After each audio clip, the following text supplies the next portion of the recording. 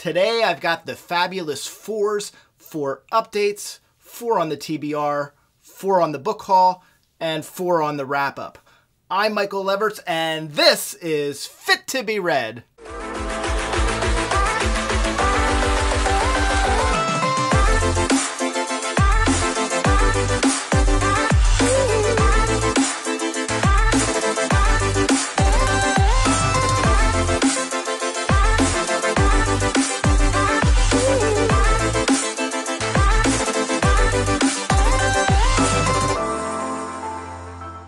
Starting it off with updates, the first thing I want to talk about is the art that I've been including on my channel. I've been working with some really great artists to create some very specific fan art for each of the books that I've been reviewing.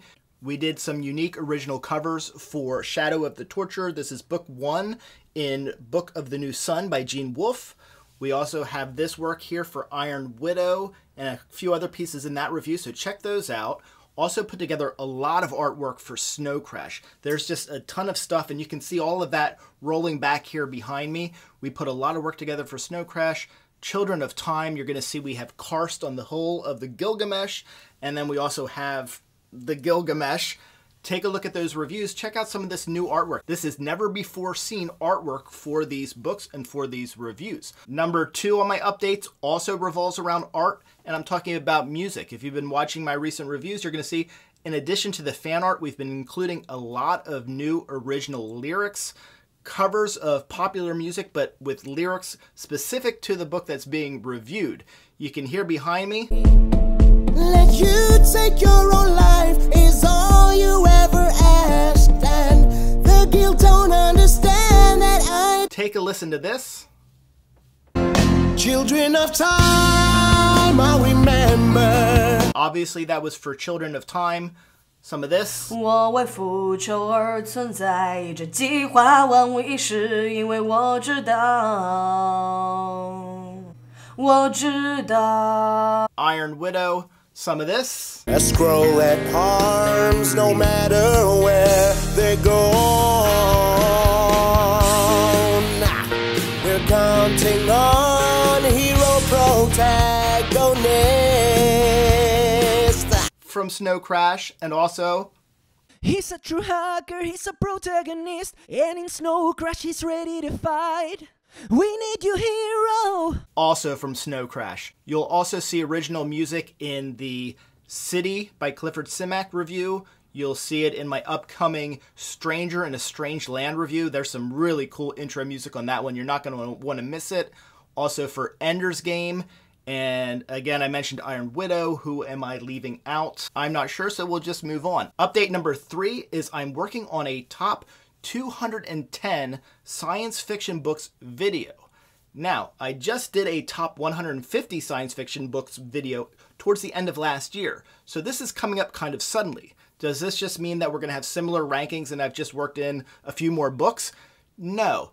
I'm still going to look at this in terms of enjoyability. That's how I ranked the last list, but I do want to distinguish this, and I want it to be a new experience for you, the viewer. So what I've done is I've created a few different categories. Then I'll average them out together to get a final score, and then I'll make the rankings based on that final score. So enjoyability will be one of the categories. The next category is recommendability. What does that mean? Well, it means a few things. It means how easy is it to recommend this book? How likely I am to recommend this book?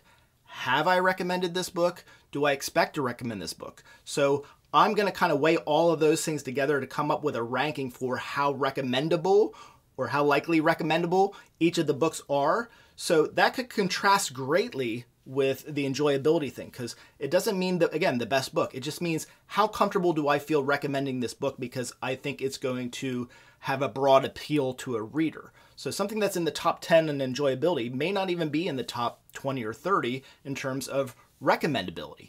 The third category is going to be literary achievement. By literary achievement, that's sort of loaded, and I have a few things involved there. So it has to do with, is the story unique and original? Is it a great accomplishment that a writer put this together? What kind of imagination went into this? So that's a pretty loaded category, but it is unique to the other two. So I'm going to average those three things out. I still think with the average of those three categories, there is going to be enough uniqueness in this list versus the original list that I did that will make this very watchable and enjoyable. And of course, I'm going to try to do fun things and creative things in the video. I'll probably include some more original music throughout the program to keep your interest. So look forward to that. I'll probably speak about that again in another update video. That's probably going to take me a few months to get done. My fourth and final update is a much smaller list, and I really didn't have 4 updates to make, so I just threw this one on the list because it is something I'm working on. I'm going to put together a top 10 for my suggested cyberpunk reads. So I'm working on putting that list together.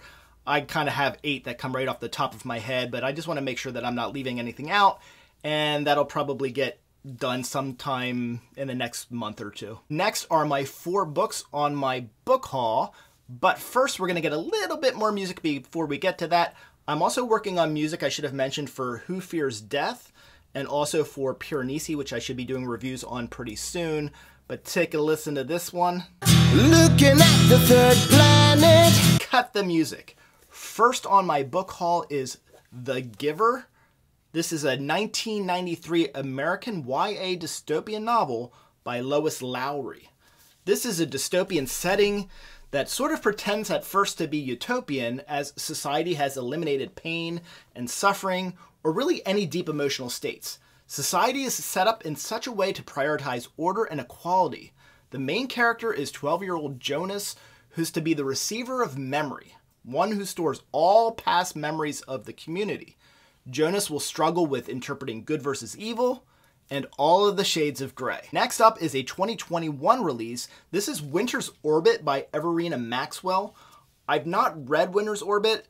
I've only heard positive reviews of it though. Most often I hear it referred to as a romantic space opera. The story centers on 2 diplomats forced into an arranged marriage. There is murder mystery, and the 2 diplomats investigate it together. The story features strong atmosphere and the slow-paced budding romance. I'm looking forward to getting back to some indie reads this year, and the first contender, because I'm reading it right now, is Big Man Down, released March 18th of 2022. This is a new release by indie author Michael Schotter. From the promotional material for the book, a seasoned, wealthy, and powerful man, Alan Wells was poised to triumphantly enter the prime of his life when the death of his closest and dearest companion shook him to his core, leaving him in a vulnerable physical and mental state, just as he became the target of a man eager to see him completely undone. Can Alan recover and reach his full potential to defeat his greatest adversary? Or will he find himself irrevocably broken and discarded? Another Big Man Down. Last year I read a new indie release by Schotter, The Nemesis Effect, that I liked very much. Big Man Down apparently connects, as Alan Wells appears in both stories in one way or another. Amatka, a novel by Karen Tidbeck, was released in 2012 in Sweden, and 2017 an English edition came out. Here we have another dystopian society with forced conformity. There's definitely varying degrees of 1984 and Handmaid's Tale vibes. There's distrust, spying, and torture. I may hit this as a reread this year. I really enjoy the focus on the power of words. Things need to regularly be spoken of, or they dissolve. Tidbeck's strong prose also makes this an enjoyable read. Moving right along, now we've got our wrap-up. Number 1, I'm going to talk about Snow Crash. This is a story featuring protagonist, hero protagonist, and also main character, yours truly. That's YT, yours truly. Those are our characters. It is cool more than it is corny. We've got really great artwork on that review. If you haven't watched it already, there are 3 original lyric songs, covers of popular music that are specific to the book. So check that out. This is a really cool story. We have hero protagonist who is sometimes a contractor for the CIA and a hacker. Sometimes he's a pizza delivery guy for the mafia.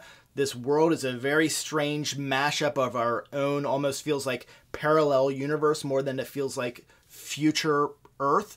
And we have, you know, the country is divided up into these burbclaves. So the United States is really like not a thing anymore. Instead, corporations own different sections of the town. There's Mr. Lee's Greater Hong Kong. Avoiding summarizing the whole story, like I said, you can watch that review, and I suggest that you do. We've got some really cool artwork, great music. Let's just say that Snow Crash is a drug, and it's also a virus. In the real world, it is a drug that you can get high on, and it's addictive. It's going to make you speak in tongues. And then in the metaverse, this is a creation that Neil Stephenson made decades ago, which seems to have a great deal of prescience to it. In the metaverse, your avatar can take the Snow Crash, read it on a scroll, and it's going to mess you up. So this virus will just crash your system. It'll crash your brain. It's a very cool story. And on that top 210 list I do, it's going to move up. It's already high on the 150 list. It's guaranteed to move up because on my recommendations, it's going to be really, really high because even if I don't think it's a book that somebody's going to absolutely love, it's so unique and so cool that I really want everybody to read it. So it's going to be one of my top recommendations for books for people to read, especially those who are interested in cyberpunk. I recently completed a reread of Gene Wolfe's The Shadow of the Torturer, and that review's already up. You can see that. Some really cool music on that one. A little bit of original artwork. We just did some updated covers for it, so not a lot of artwork on that one, but you're gonna like, I think you're gonna really like the original music in the intro for that one. If you haven't looked at it, look at it.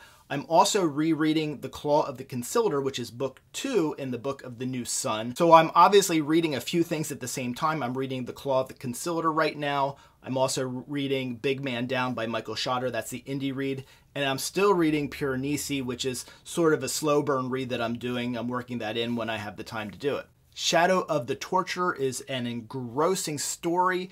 It's really marvelously written by Wolfe. It's one of these things that you really want to pay attention to because a lot of things will skip right by you if you're not watching. But the main gist of this is we're following Severian, who is an apprentice in the Torturers Guild. And this part of the Book of the New Sun follows him while he's in Nessus, the city where he is part of this guild. Well, it's well known, so this isn't really a spoiler. He takes pity on one of these clients, and he has to face the consequences for it. There's more about that on the review. Check it out. Not too long ago, I also finished a reread or a reread of Ender's Game, and I filmed a review for that. I'm not sure if that's up yet or not by the time I'm filming this one, so I'm not going to talk too much about it. I'll put up a little bit of the original artwork. This is another one where I have a ton of original artwork. Ender's Game is a book that has a lot of artwork for it. There was a film, so there's more artwork for the film too. But I really wanted to put my thoughts into that, so we've created some really cool stuff for Ender's Game. Watch that full video because throughout there's going to be a lot of original stuff that's never been seen before for Ender's Game. In Ender's Game, genius children are tested and recruited to be a part of battle school. Most of the story takes place in battle school where they're training these kids to be future leaders in the war against the buggers. These kids are the last hope because we've thrown everything at the buggers, and if they invade again, we've got nothing left because they learn every time that we throw anything at them. So these kids are the last hope. Ender Wiggin is one of these kids. The question's going to be, is he the one? So we're always at battle school, and we're watching these kids play a laser tag type game so we can see their leadership skills. It's riveting from beginning to end. It's really great action. It's very, very high up on my top 150 science fiction reads list, and also will be on my top 210 list. Fourth and final for the wrap-up is Who Fears Death by Nedi Okorafor. This falls into one of my reading goals that I mentioned on a previous video, which is to read at least 2 books this year by each of my top 7 favorite authors. Nedi Okorafor is one of my top favorite 7 authors. I have her on that list. So this is my first one of hers this year, and this is a reread. This is more fantasy than sci-fi. There is a little bit of sci-fi, and it kind of sneaks in right at the end of the story. This is a really cool story. It's set in the Sudan, or kind of future Sudan. Onya Sonwe is the main character in this book. Her name means Who Fears Death. She is the product of rape. Her mother was raped by the Nuru. The Nuru and the Okeke, I'm probably not pronouncing those right, were always in battling or always at war. And the Nuru especially are very, very harsh. And there's some very tough stuff in this about sexual abuse and rape. Those are definitely trigger warnings for that book. There is a lot of really vicious stuff in there, but it's a very powerful novel. Okorafor has a really magical way of telling a story, and there is magic in the story. The story has a lot of magic, it has a lot of action, it has interesting character relationships, and it's a very important read. And Okorafor just really has a way with words. There's some really beautiful prose in this book. I should have a review up for that in a few weeks. Take a look at that one. I'm working on the original music for that one. I'm not sure what I'm going to use for it just yet. That brings us to the TBR. First up is Nova by Samuel R. Delany. This was published in 1968. This is galactic power plays, interstellar space opera, a fun adventure flying through a star with a plot that includes flawed individuals, assassinations, strange relationships, tarot cards, and more. Often with TBRs, it happens that I might do a TBR, and some of the things that were on that TBR, I get to the next TBR, and those things weren't picked up or read yet, and now we've got a new TBR. That happens. My moods change, whatever. This next one is definitely going to be read off of the TBR, and it's going to be happening pretty soon, I'm certain of it. And this is The Dispossessed, written in 1994 by Ursula Le Guin, another of my top 7 authors, just like Delany as well. The Dispossessed is a masterpiece of literature. The story is expressive, beautifully written, and highly detailed. This is anthropological science fiction with big ideas. Past catching up to the present, Le Guin presents 2 different worlds in this book. One is highly obsessed with rampant consumerism, and the other is focused on peace and equality. There is also an interesting setup with timelines where she gives us the past catching up with the present. Another of my favorite 7 authors is Greg Egan. Anyone who watches this channel knows that. I think the very next one that I'm going to read is probably going to be Permutation City. In Permutation City, Egan features an autoverse, think virtual reality, that allows the rich to defy the constraints of physical death. Much of the focus of the story is the examination of physical consciousness versus the digital manifestation and the psychology of both. Egan presents new ideas in biology, quantum mechanics, and his innovation, dust theory. Now, I know I brought this next one up on a previous video this year. It was either TBR or book haul, and that's Gravity's Rainbow by Thomas Pinchon. This is one that I'm pretty sure I'm going to get to, even though I'm a little intimidated by it. I've heard that this can be a difficult read, and that it also might be difficult to synopsize without first experiencing it. For that reason, I'm going to just go ahead with this blurb from Goodreads. Gravity's Rainbow is a postmodern epic, a work as exhaustively significant to the second half of the 20th century as Joyce's Ulysses was to the first.